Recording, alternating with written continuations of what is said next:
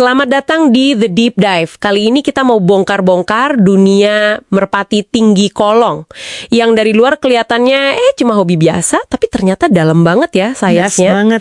Anda udah ngirimin analisis yang luar biasa, dan misi kita sekarang adalah membedah kesalahan-kesalahan fatal yang ngebedain juara sejati dari sekedar peserta. Betul sekali. Ini kan bukan lagi soal pelihara burung ya, ini udah olahraga elit. Udah level lain.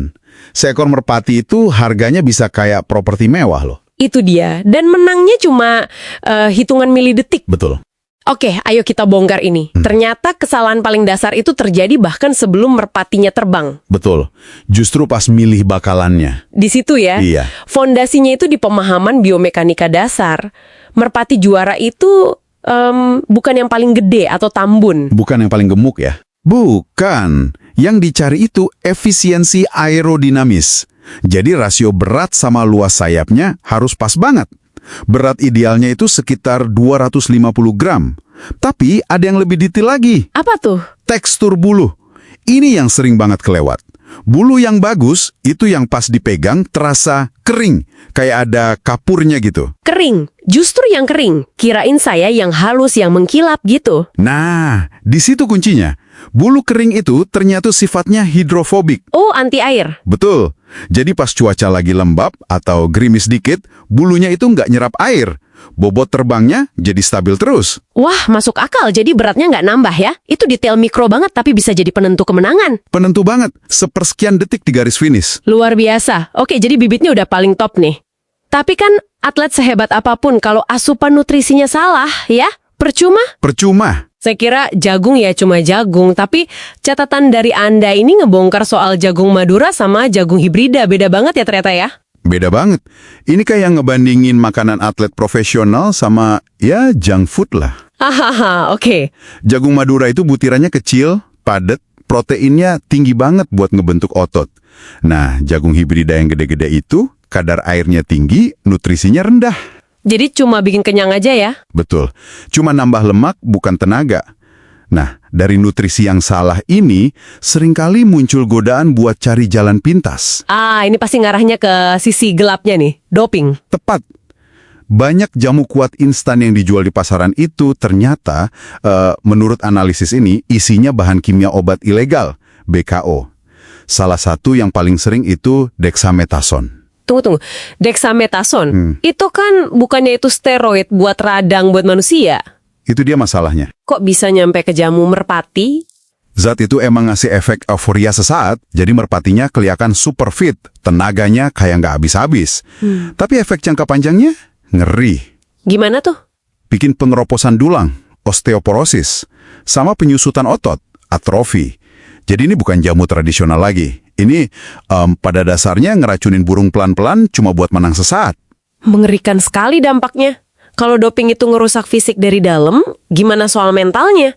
Analisis Anda juga ngebahas kesalahan fatal soal ngelatih psikologi burung, utamanya mitos buat bikin giring atau birahi itu. Benar. Banyak banget yang masih pakai cara primitif. Disiram air es, cabut bulu paksa. Diasumsikan itu bikin jadi garang gitu ya? Iya, padahal secara ilmiah itu salah total. Perlakuan kasar gitu justru micu hormon stres, kortisol. Ironisnya, hormon ini malah neken libido sama birahinya. Oh, jadi malah kontraproduktif. Banget. Cara yang benar itu justru psikologis.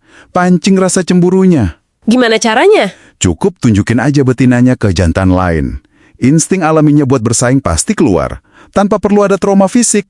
Jadi kita udah bahas genetika, nutrisi, psikologi. Tapi semua itu bisa sia-sia juga kan kalau metode latihan di lapangannya salah? Betul.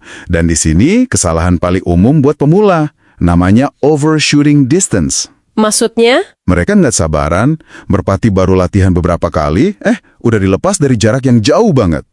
Itu kayak nyuruh anak baru belajar merangkak buat lari maraton. Jadi mentalnya jatuh duluan ya? Persis. Kepercayaan dirinya harus dibangun pelan-pelan. Mulai dari jarak dekat banget, 1 atau 2 meter aja. Biarin dia hafal medannya. Terus ada satu lagi detail yang sering dianggap sepele. Apa itu? Warna baju joki atau handlernya. Warna baju? Serius? Emang ngaruh banget gitu? Kalau hari ini Anda pakai baju merah, besok biru, lusa ijo, merpatinya bisa bingung. Ragu-ragu dia buat mendarat. Jadi konsistensi itu kunci. Jadi Dari tekstur bulu, jenis jagung, pemicu cemburu, sampai warna baju joki. Gila, ternyata nggak ada satupun detail yang bisa diabaikan. Nggak ada. Kalau kita rangkum nih, benang merahnya dari semua kesalahan ini adalah kegagalan buat ngelihat hobi ini sebagai sebuah sains yang presisi. Persis. Ini nunjukin gimana aktivitas yang kelihatannya sederhana, kalau ditekuni di level tertinggi, nuntut pemahaman multidisiplin. Dari aerodinamika, biokimia, sampai psikologi perilaku ya. Betul.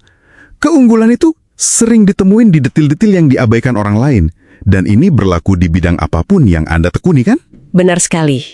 Dan ini ninggalin satu pemikiran buat Anda renungkan. Oke. Semua sumber ini kan fokusnya gimana cara ngoptimalkan merpati sebagai, ya, mesin biologis buat performa puncak. Ya. Ini bikin kita mikir, di titik mana sih optimalisasi ilmiah terhadap seekor hewan untuk tujuan kompetisi itu melintasi batas etis, dan gimana kita, sebagai manusia, menyeimbangi ambisi buat menang dengan kesejahteraan makhluk hidup yang kita andalkan itu.